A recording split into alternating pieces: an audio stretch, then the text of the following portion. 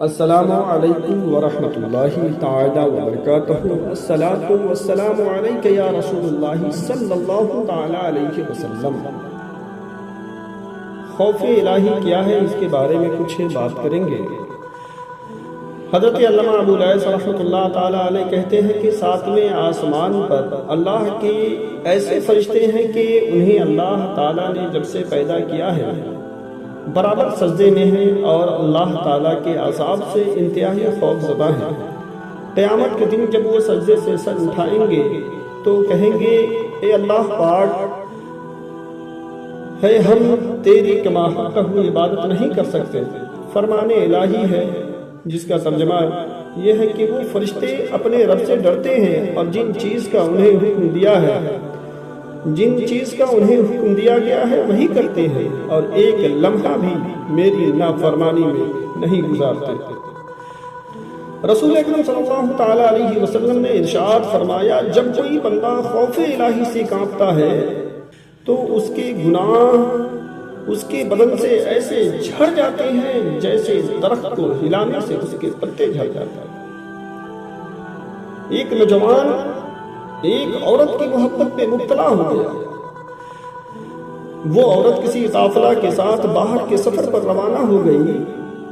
جوان ان کو جب معلوم ہوتا ہے تو وہ بھی قافلہ کے ساتھ چل پڑتا ہے۔ جب قافلہ جنگل میں پہنچا تو رات ہو گئی۔ رات کو انہوں نے وہی پڑاؤ کیا۔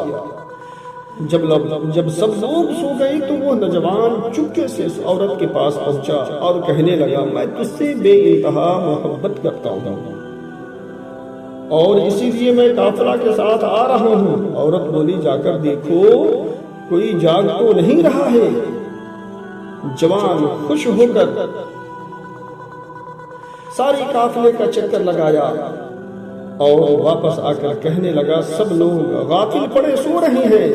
عورت نے پوچھا، اللہ تبارک و تعالیٰ کے بارے میں تیرا کیا خیال ہے؟ کیا وہ بھی سو رہا ہے؟ جوان بولا، اللہ تعالیٰ تو نہ کبھی سوتا ہے نہ ہی اسے اونگ آتی ہے۔ تب عورت بولی، لوگ سو گئے تو کیا ہوا؟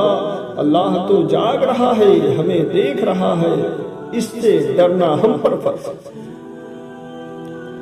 جوان نے جو ہی یہ بات سنی خوف خدا سے لرز گیا اور برے ارادے سے تائب ہو کر کھڑا ہوا اور گھر واپس چلا گیا۔ کہتے ہیں کہ جب وہ نوجوان مرا تو کسی نے خواب میں دیکھا تو اس سے پوچھا، سناؤ کیا گزری، کیا حال ہے تمہارا؟ جوان نے جواب دیا، میں اللہ تعالیٰ کے خوف سے ایک گناہ کو چھوڑا تھا، اللہ تعالیٰ نے اسی سبب سے میری تمام گناہوں کو بخش دیا۔ مجمع طائف میں ہے کہ بنی اسرائیل میں ایک کثیر العیال عابد تھا، اسے تنگ دستی نے گھیر لیا۔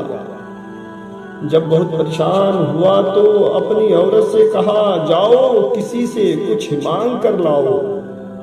عورت نے ایک تاجر کے یہاں جا کر کھانے کا سوال کیا۔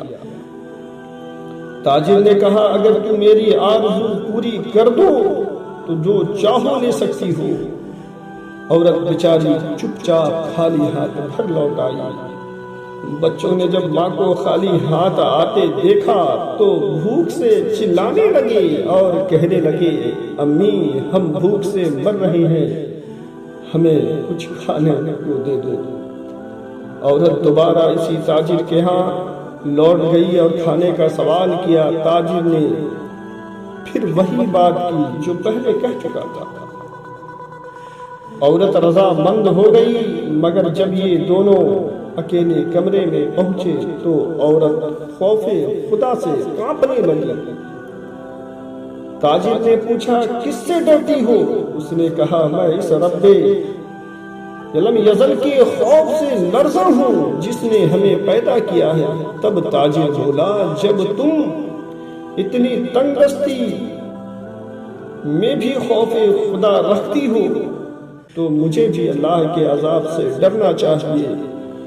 یہ کہا اور عورت کو بہت سارا مال دے کر عزت کے ساتھ رخصت کیا۔ اللہ تعالیٰ نے پیغمبر وقت موسیٰ علیہ السلام پر وحی بھیجی کہ فلاں بن فلاں کے پاس جاؤ اور اسے میرا سلام کہہ دو اور کہنا کہ میں نے اس کے تمام گناہوں کو معاف کر دیا ہے۔ موسیٰ علیہ السلام حسب حکم الہی اس تاجر کے پاس آئے اور پوچھا کیا تم نے کوئی عظیم نیکی انجام دی ہے جس کی وجہ سے اللہ تعالیٰ نے تمہارے گناہوں کو معاف کر دیا؟ جواب میں تاجر نے جو عورت کے ساتھ کیا تھا، عورت پہ جب خوف خدا بندی جب اس پہ لرزہ طاری ہوئی، یہ سارے واقعات کو حضرت موسیٰ علیہ السلام سے بتایا اور کہا کہ اسی وجہ سے شاید ہو سکتا ہے کہ یہی معاملات ہو کہ اللہ تبارک و تعالیٰ نے ہمارے گناہوں کو معاف کر دیا ہے۔ حضور رحمت عالم صلی اللہ تعالیٰ علیہ وسلم فرمان الہی ہے، میں اپنے کسی بندے پر خوف اور دامن جمع نہیں کرتا۔ جو شخص دنیا میں میرے عذاب سے ڈرتا ہے اسے آخرت میں بے خوف کر دوں گا، لیکن جو دنیا میں میرے عذاب سے بے خوف نہیں رہتا ہے میں اسے آخرت میں خوف زدہ کروں گا۔ اللہ تبارک و تعالیٰ کا ارشاد ہے فَلَا تَخْشَوُا النَّاسَ وَاخْشَوْنِي، تم لوگوں سے نہیں مجھ سے ڈرو۔ ایک اور آیت میں اللہ تبارک و تعالیٰ ارشاد فرماتا ہے فَلَا تَخَافُوهُمْ وَخَافُونِي إِن كُنتُم مُؤْمِنِينَ، اگر تم مومن ہو تو لوگوں سے نہیں مجھ سے ڈرو۔